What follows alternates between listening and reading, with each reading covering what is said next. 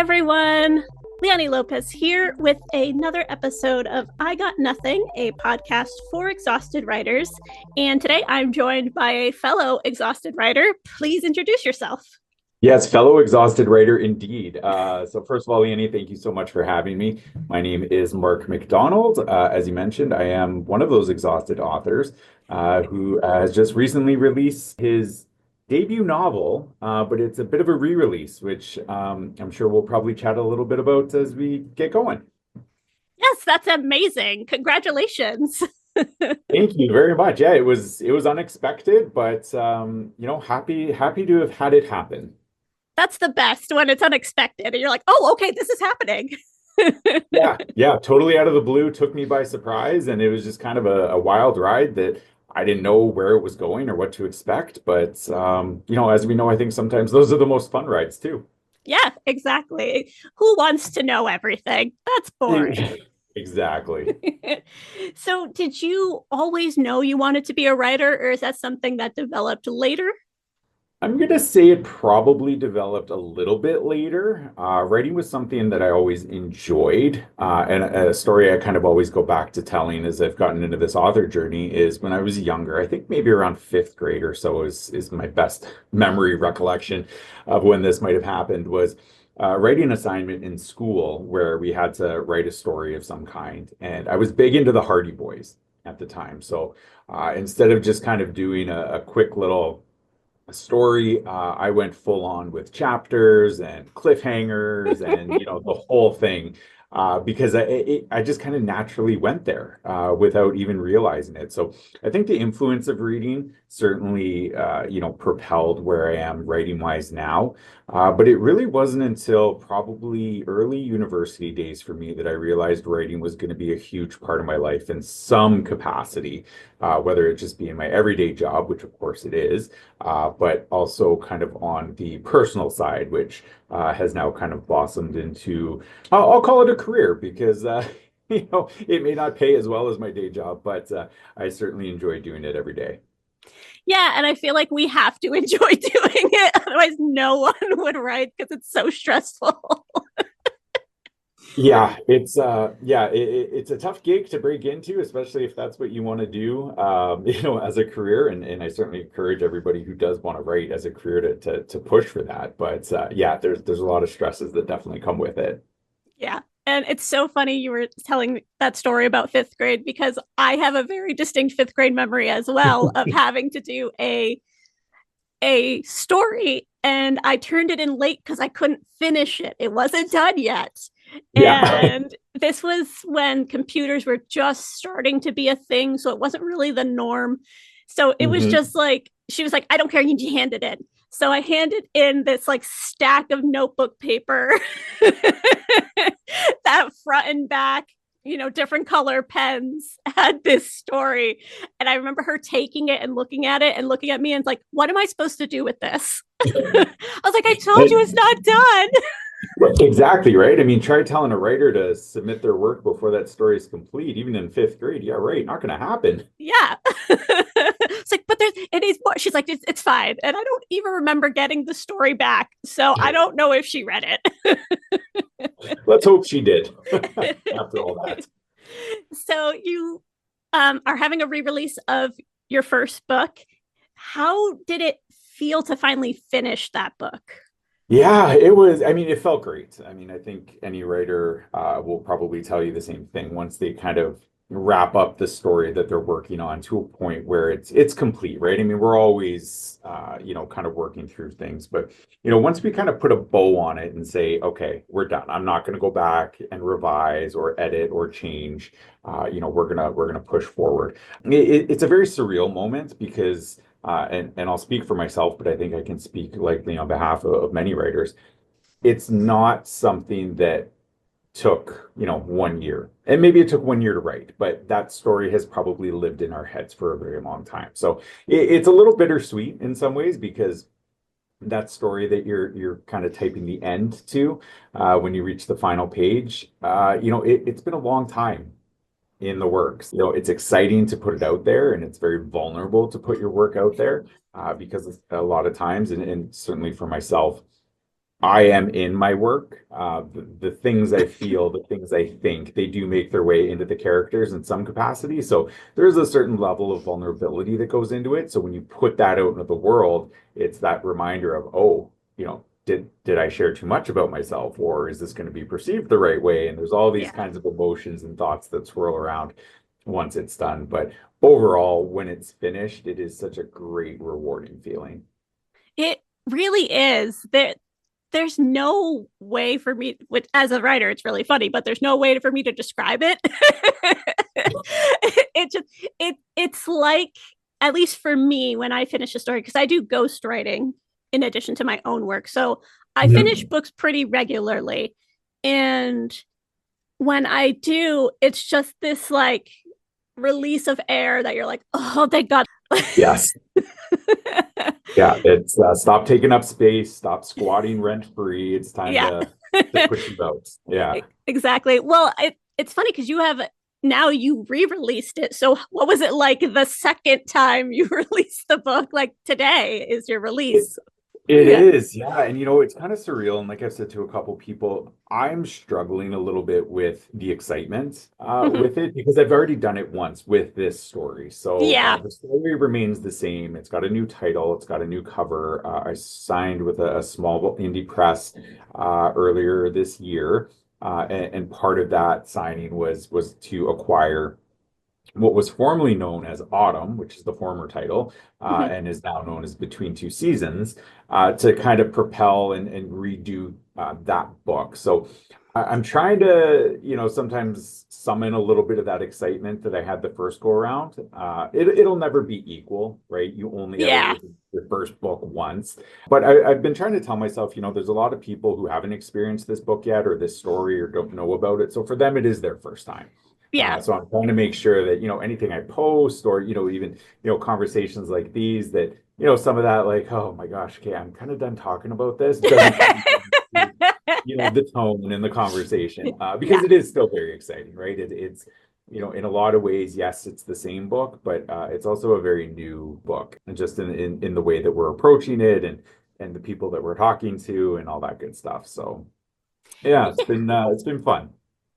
Yeah. And I completely understand that when you finish a book and you release it and you're like, okay, I can put that to the side, I can focus on something new. And then for you it was just like, haha, just kidding. You get to think Yes. about this some more. I can totally understand that. It's just having to Yeah. switch your mindset again. You're like, oh, I thought I was done, guess I'm not done.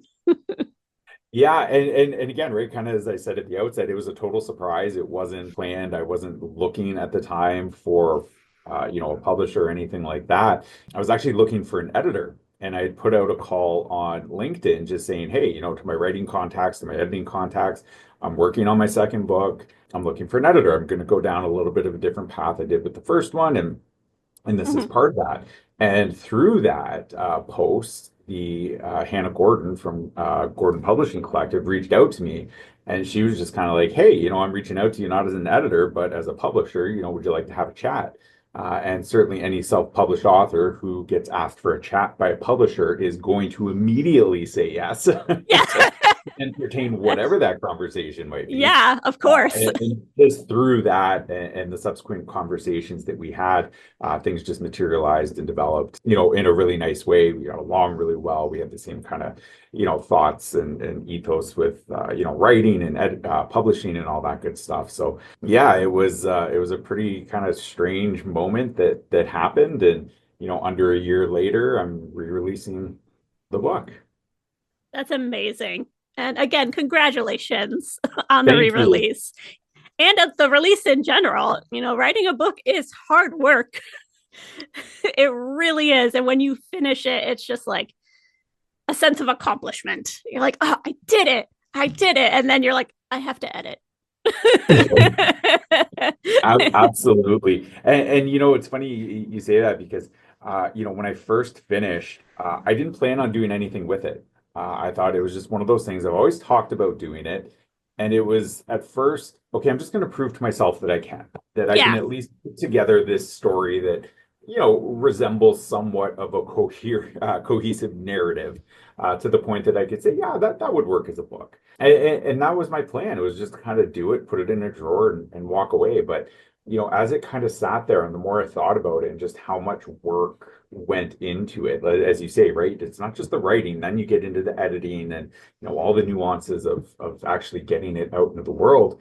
I realized, there was just too much that went into it to not give it a go in whatever Yeah. capacity that looked like. And yeah, I sent out the query letters and, faced the typical rejection that so many people do before deciding to go down the self-publishing route. But that whole process, and I know it sounds kind of cliche, but I learned a lot, Yeah. from all of it, right? And even just from self-publishing the first time and then being, picked up by a publisher for the second one, it's such a different experience, but I was able to go into it with so much more knowledge and awareness of what was actually happening versus, when you're kind of wandering off into this great unknown out of the gates, you don't know what to do or who to talk to or where to go. So, yeah, it was just, yeah, it was a lot of work, but, I think all writers, when they look back and reflect at that on that work, we're all going to say, yeah, that was worth it for Yeah. sure. Oh, yeah. And now that that's out into the world again, are you working on a second book or a different book? Or is it a series? What's your next writing project? So the next book will be released on May 26th of 2026. Okay. And it is going through its final rounds of editing now. And at one point, this would have been top secret and not sharing yet, but the first three chapters of this book are actually at the back of Between Two Seasons, which is Oh, out now. So I nice. think Yeah. cat's out of the bag at this point. Um, You could talk about it so now. yeah, so it's a sequel to Between Two Seasons. So it picks up kind of, well, obviously where the first book left off. And I won't share too much for those who haven't read it yet, but so it does pick up where the first book left off. And it's funny because I never planned on writing this book next. I was actually about 30 or 35,000 words into an entirely different novel. When I had a conversation with a good friend of mine, Ryan Jones, who said to me after she read Autumn, which of course is now Between Two Seasons, she said, "Oh, you know what? This was great. I really enjoyed it. If there was one thing that would have really worked for me or that I would have loved to have seen was flashbacks. So instead of just, telling the reader, this is what happened once upon a time, send Yeah. them back to that moment, right? Give them that experience." And Mhm. as soon as she said that, Oh, I just no. had this like lightning storm, in my head of just ideas and knowing exactly where I needed to go next and how I could incorporate flashbacks into the next story. And I sat down and wrote like a madman. I think I got the first draft done in about a month and a half. The story just poured out of me. That conversation with Ryan just it opened the floodgates in a way that I've never experienced before. And the story just fell out, right? It didn't come out in drips. It was, the dam It's was just like, broken. nope, you got to write this right this second. You're like, okay, okay. Yeah, and it just flew out, which was really, really awesome. So yeah, the next one, like I said, comes out in May of next year, and we're getting ready for that one and all that good stuff. So the next one is called Some Sunny Day. That's book number two. Yeah, so like I said, it's a sequel, and I really enjoy it. I'm excited to, obviously bring back some characters from the first one, but of course introduce some new characters for this one too.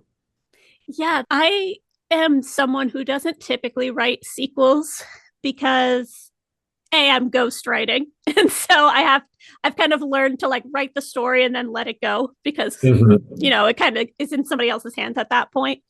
And for my own stuff, I just like writing different things. But Mhm.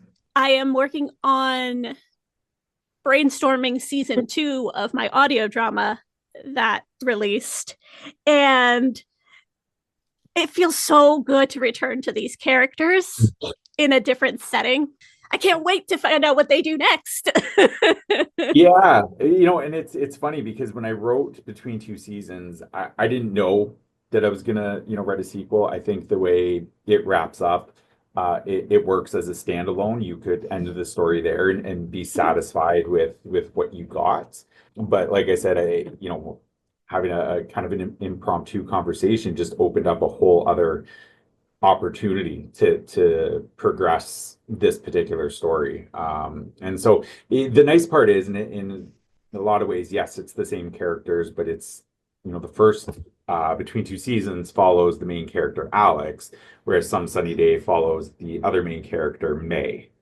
So it does kind of shift more from one person's story to the next. So in a lot of ways, it is kind of two separate books, but they are very much tied together, of course.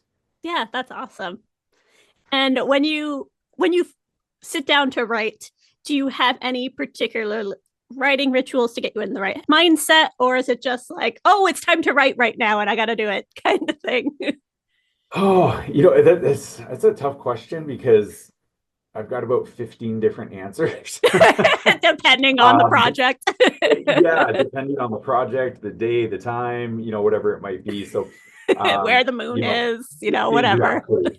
Yeah, with Between Two Seasons, when I first wrote it, very much a pantser when it comes to writing. So, I would write a chapter to, one day, and then, the next day I would reread it, go for a walk, think about what I just read, and just kind of, okay, what would happen next? What would logically take place next? So I didn't plot anything out. I didn't have an outline. I just got that, kind of story out for draft one. And of course, subsequent drafts is where you get a chance to really clean everything up.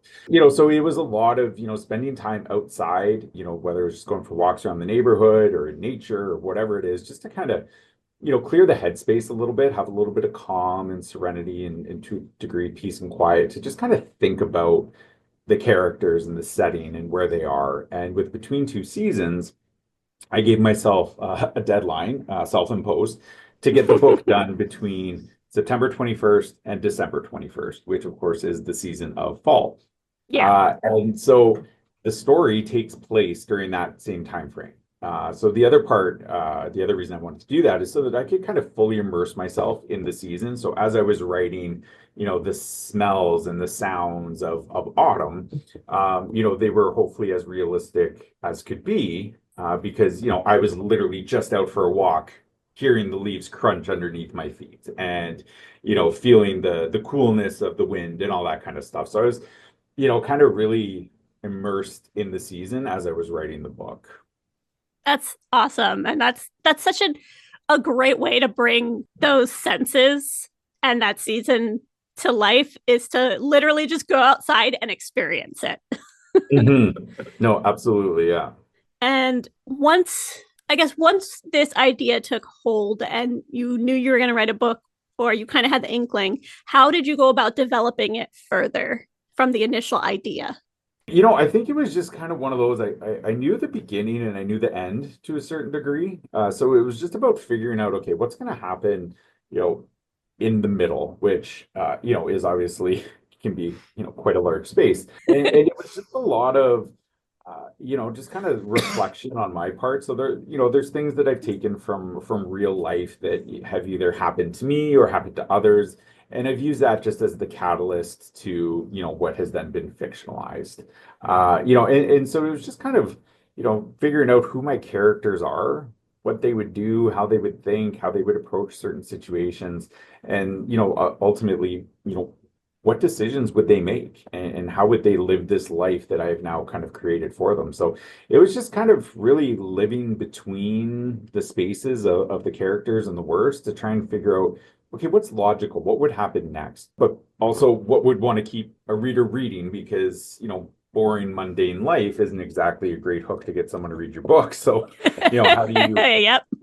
how do you add a little bit of extra to the story without, making it too far-fetched, to the point where, again, people lose interest for another reason. So yeah, it was just a lot of, like I said, kind of living with the characters between my ears, and just, trying to figure out who they are, what they would do, and how much fun I could have with them. And from there, they just kind of organically continued to develop. The character May Seasons is a very popular character amongst readers, and she was somebody that I didn't know was going to be in the book until she showed up.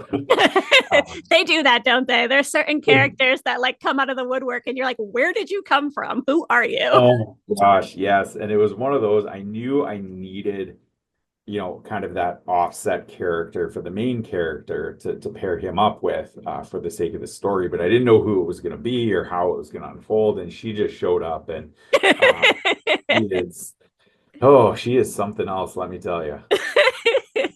I love that. I had something similar when I started working on my current work in progress, which is a book I've been trying to write since like 2016.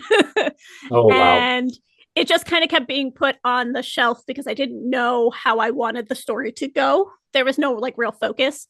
And so when I Mhm. finally found one and I started writing and it started flowing, I did my first chapter, which was a different point of view from the other chapter. I usually just kind of try to follow one person, but this book was like, no, that's not how it's going to happen.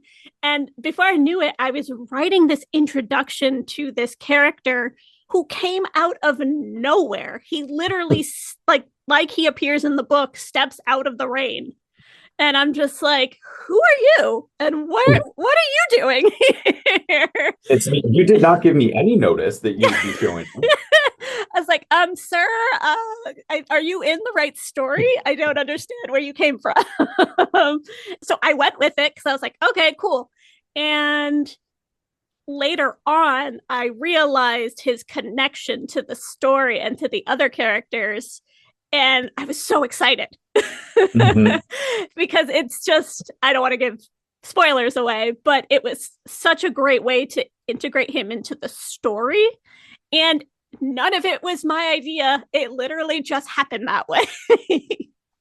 And it's so interesting because I understand 1,000% where you're coming from, and I've spoken to people who aren't writers, which of course are many, and that concept it just seems so foreign to them. Yeah. That what do you mean you don't know who your characters are going to be at the beginning, or what do you mean this character just showed up? Like, I don't know I what to think tell it's you, man. yeah, It's just how I it think it's one of happens. the coolest things about the writing process is that even when you think you've got everything kind of planned out, so to where you need it to be, that character, that scene, that place, that joke, whatever it is, can just pop into your mind, and it's like, wow, that was the missing piece, Yeah. or I can't believe, I didn't think about this, or whatever the case is, right? It's such a Yeah. unique, kind of revelation to the writer that, it's a pretty cool experience. Yeah. And it set up because this is the first book in a series, and each book is going to follow a different, it's about pirates. Each book is going to follow a different member of the pirate crew, and it's going to have Oh, different that's cool. romance tropes depending on, the romantic couple of that book. Mhm. And this character set up book two for me. Gotcha. Yeah. And I was just like, thank you. I didn't know how it was going to go, and you just helped me so much. You probably didn't expect to be thanking a pirate that early on, did you? Nope. I should have guessed, but Yeah. yeah, they do what they want. And so, as this podcast is about writing advice, I love to talk to other writers about what is the best piece of writing advice you've ever been given. Yeah, good question. And there's certainly I've been lucky to receive quite a bit of advice from many writers, some who are newer in the game, some who are best-selling authors. But I think I can condense it down to something that's really quite simple, and that's for anybody who wants to write to do it. Yeah. And again, it sounds so simple. It sounds so easy. Of course. Well, how can you be a writer if you're not writing? Well, it's amazing the Very number of easily. roadblocks, excuses, whatever that will stand in your way, that you will let stand in your way as a reason to not write. The self-doubt kicks in Mhm. every now and then, the imposter syndrome, all those things kick in. Sometimes to the point where you say, you know what, yeah, no, I'm not going to write. But if you want to be a writer, if you want to write stories, do it, right? Write them Yeah. down on a page because you will Hmm. not in a year from now remember exactly how you wanted to position something. It's going to be different in some capacity. So if you want to write, get it down, and then that way it's there. If you Yeah. don't do anything with it, okay, that's cool. But if you want to do something with it, I think there's so many more avenues today than ever before to get your work out there, that it would be a real disservice to yourself to not put that trust in your creative process and invest in yourself that way. So, it is a solitary process, certainly, just the writing phase. Yeah. And sometimes a lot of people won't understand it. They won't understand why you've chosen to do this, or the genre that you're working in, or the story you're telling. But, there's somebody out there, even if it's just one person, who might read your work one day and it's exactly the piece of work that they need to overcome an obstacle or unlock something in their minds, or whatever. And I think that that's a really powerful thing that as creatives, as writers, we can't ever discount. So if you want to write, I encourage you to do it. It's messy, it's unorganized. Your first draft, as we know, it's never going to be great and polished and perfect, but that's the point. Yeah. It's about getting our stories to a place where we can share them, and they can have an impact. I love what you said because my first audio drama had originally been a screenplay, but I realized it could work as a 5 chapter audio drama. This was a couple years ago before the audio drama boom, which is kind of happening right now. And it didn't get many downloads, but it was a story I really loved. It was a project I felt I needed to do for myself. And one of the main reasons I felt like I could take on this much bigger project, which I have done now, is one of the people who listened to it is a friend of mine on Instagram. And every now and then she's like, I still think about that story. I haven't listened to it in like a year, but I still think about it. Mhm. And I'm just like, it struck a chord with the person it needed to strike a chord with, and it was something I needed to do for myself, and I did it, and it like just feels so good. And I wrote that screenplay years before I turned it into an audio drama, so it was just hanging out in my drafts Mhm. before I was like, oh, I can do something with this. I have theater friends, I have a microphone, I have a basement, we could do something with this.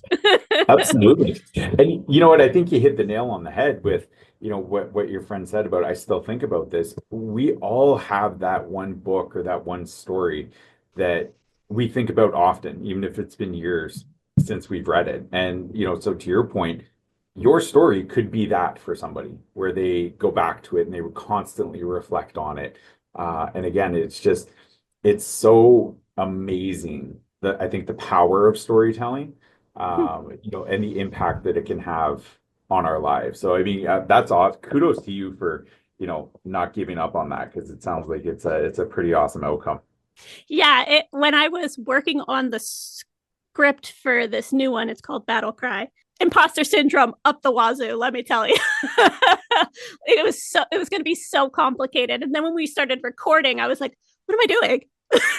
Like, oh gosh. And I ended up getting a cameo from a very favorite actor of mine, and he had amazing thoughts about imposter syndrome. And I've shared it before, but I'll share it again because it's very important. He's like, mostly imposter syndrome is about wanting to be perceived as good and wanting to be acknowledged as good, but ultimately you don't need that.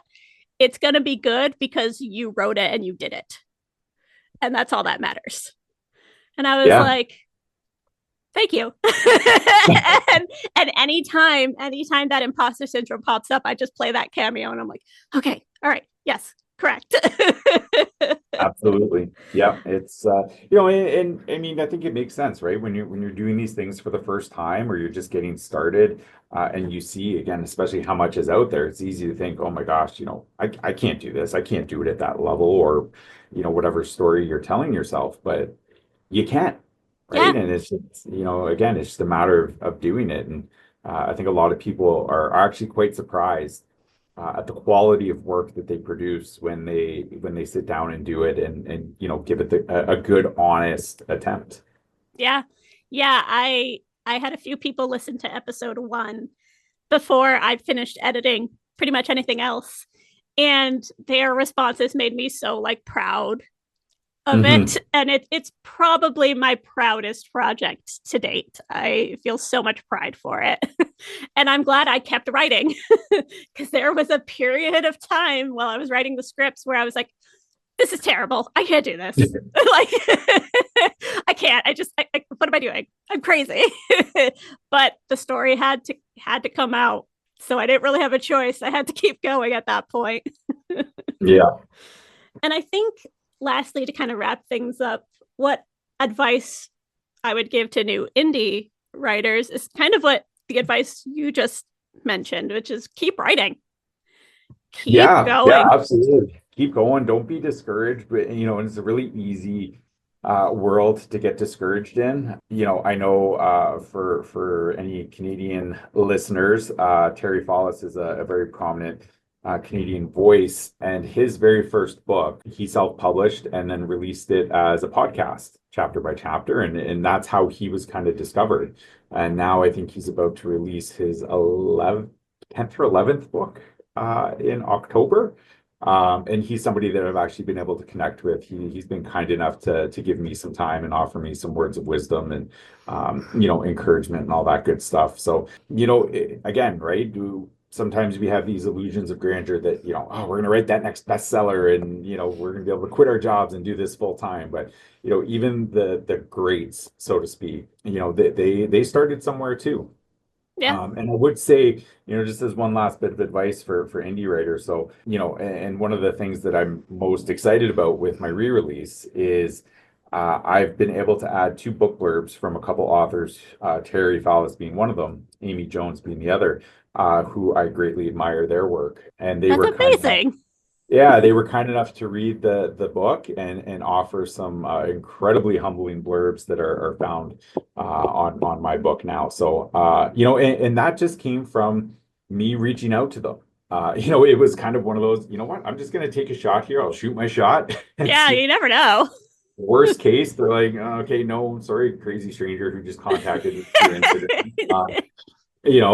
Or just not even acknowledge it. But they were both so incredibly kind and generous with their time. And again, Ali Bryant's another one who was kind enough to do the same for me. So those are good ways to help promote your work. To find people who have written books. For those authors, they write the same genre as I do, same kind of stories. So for me to, not that I would, but I'll say Stephen King as an example, because I think we all know Stephen King. I don't write his genre. So for him to, for me to reach out to him, probably not going to make a whole lot of sense. So again, just being mindful of, who's out there that's doing, similar work. And, Yeah. you never know. I found so many authors are so happy and willing to kind of pay it forward for you. Yeah. Yeah. It's For really sure. incredible because they've been there, right? They know what you're going through. They know what it's like to be a first-time author or a new writer, trying to break into the industry in whatever capacity you may be trying to get in. So,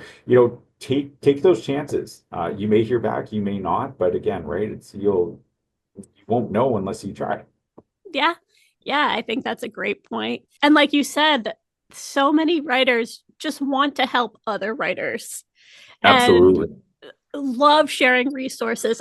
So I think one of my pieces of advice, which a couple of other authors have said, is join some writing groups and kind of find your own community. It really helps to have people there cheering you on because it Oh does my gosh. get really lonely when you're writing. You're absolutely correct. And I will say, my wife was the one who was like, "Oh, you wrote a book. You got to get on Instagram." I was like, "Oh, do I though?" And I was the eventually I same way. I did. was like, oh, okay. Yeah. And I've been just blown away at, as you mentioned, the support of, the book community, the writing community that exists, in this case on Instagram. Yeah, I can barely even put it into words at how impressed I am at the way people interact with one another, the support they provide, the encouragement.